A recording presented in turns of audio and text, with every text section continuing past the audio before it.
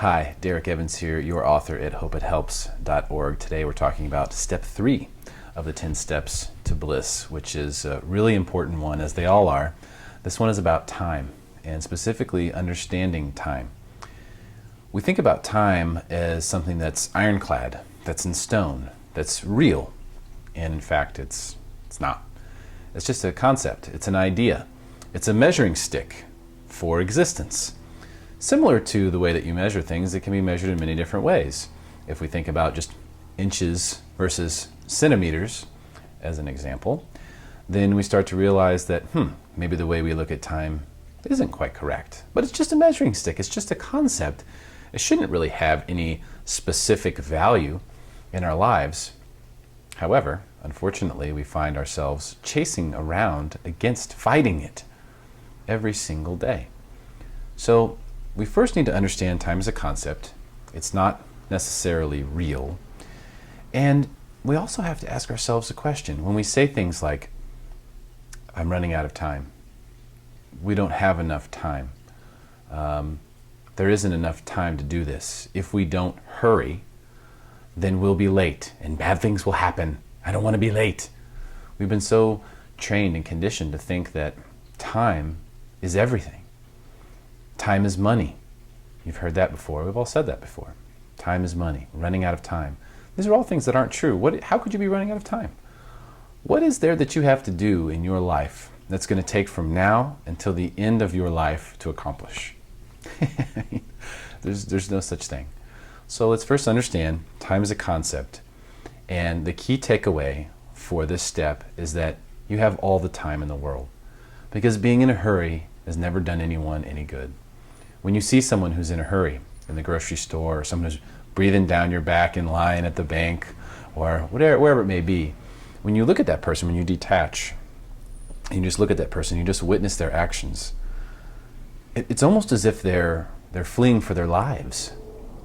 They've taken this belief, they really truly believe that whatever it is that's chasing them, time, is something that they should be afraid of.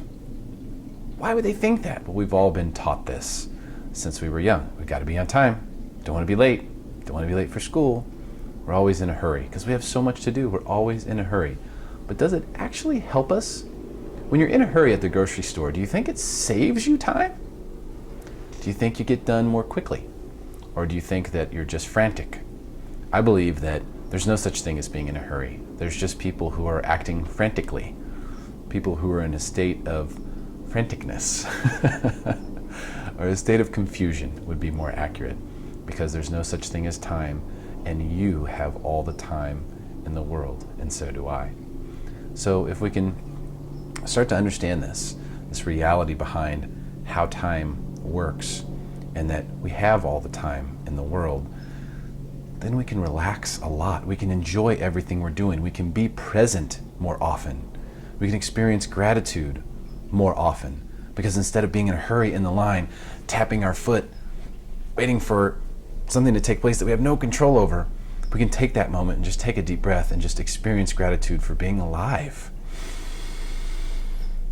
As you're waiting in that line and the person behind you is tapping their foot, you're just sitting there saying, man, I'm so glad that someone took the time to invest in this store so that I could just drive here and pick up exactly what I need very quickly and easily. That's a gift. That's one of the many miracles that we have so many of in our lives to be grateful for. Understanding time will help us appreciate it. It will help us experience the gratitude that the situation deserves. So remember, you have all the time in the world, no matter what. Even if you're talking from a business perspective. It happens to me all the time. I end up having meeting after meeting after meeting, and I didn't intend that to happen, but it's just what happened. And I get to the end of the day, I've been in meetings all day long. I didn't have any time to be alive. Life is not worth living unless you have the opportunity to live, unless you have the opportunity to be alive, to do the things that you want to do, to experience the things that you want to experience, to experience the things that give you fulfillment, that give your soul fulfillment, whether it's enjoying a sunset, reading a book, meditating, playing with your kids. If you don't have time to do those things in a day, what's the point of living? There isn't one. So remember, you have all the time in the world. Life is not living, and life is not worth living unless you have the opportunity to be alive. How can you do this in business? Well, what I do is I stick very close to this regimen of only 2 meetings per day. I schedule them far apart. I make sure I have plenty of time to give each person my full attention, be fully present with them. And that way I also have time in between meetings, maybe to squeeze in a meditation or read a book. Or even if you just have 10, 15 minutes, that's all you need. Or do takeaways from the meeting. There might be things that need to be done, people that need to be called. You have time for that.